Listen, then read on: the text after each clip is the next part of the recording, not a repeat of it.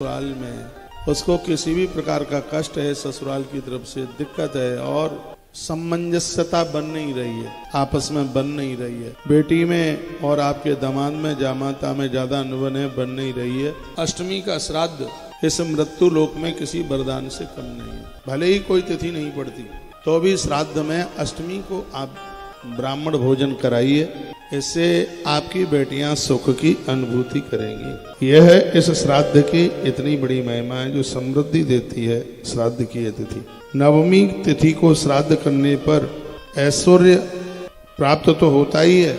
इसका मतलब है नवमी को जो श्राद्ध किया जाता है ये उन माताओं के लिए जिनका पति दुनिया छोड़कर पत्नी से पहले चला गया है, ऐसी वो वैधव्य नारी जिसकी मांग का सिंदूर उड़ गया है, उसे इस तिथि में श्राद्ध अपने गए हुए पति के लिए करना चाहिए। एक तो इसका यह प्रभाव है। दूसरा, नवमी का श्राद्ध करने से आपके घर में अच्छी सी बढ़िया सी पुत्र वधुओं का आगमन होता है। नारी के हर प्रकार के कल्याण के लिए नवमी की तिथि को श्राद्ध में लिया गया है, जिसका बहुत बड़ा प्रभाव है अपने आप में। एक बार जयकारा लगाइए, बोलो भक्तवत्सल भगवान की जय। दसवीं को श्राद्ध करने पर स्वयं माँ भगवती लक्ष्मी आपके घर चल करके आती है।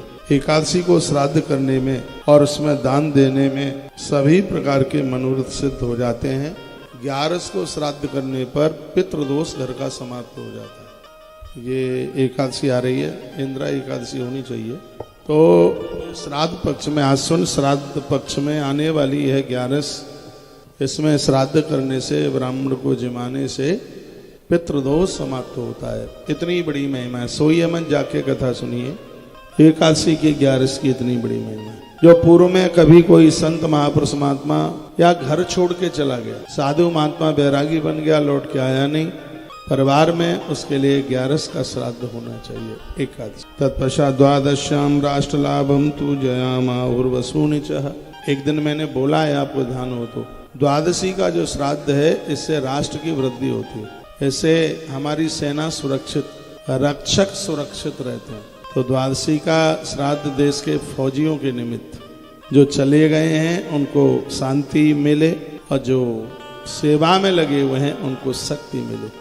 देश की ऊंचाई के लिए, देश के भविष्य के लिए, देश की तरक्की के लिए द्वादशी का श्राद्ध इस मृत्यु लोक में किसी वरदान से कम नहीं है। मैं इस रूप को बोले देता हूँ जिसमें वर्णन है, द्वादश्याम राष्ट्र लाभम तु जयामाहुर्वसूनि चः। जिस देश में राष्ट्र के लिए द्वादशी का श्राद्ध होगा वो देश की सेना बहुत मजबूत हो जाएगी, दुश्मन उसको जीत नहीं पाएगा। द्वादशी के श्राद्ध की अपने आप में इतनी बड़ी महिमा है। द्वादश्याम राष्ट्र लाभम च जयामाहुर्वसूनि चः। प्रजा के लिए, राज्य के लिए, राजा के लिए, देश के लिए बहुत ज्यादा प्रभावशाली है ये श्राद्ध, जिसे द्वादशी का श्राद्ध, द्वादशी के नाम से जिसको जाना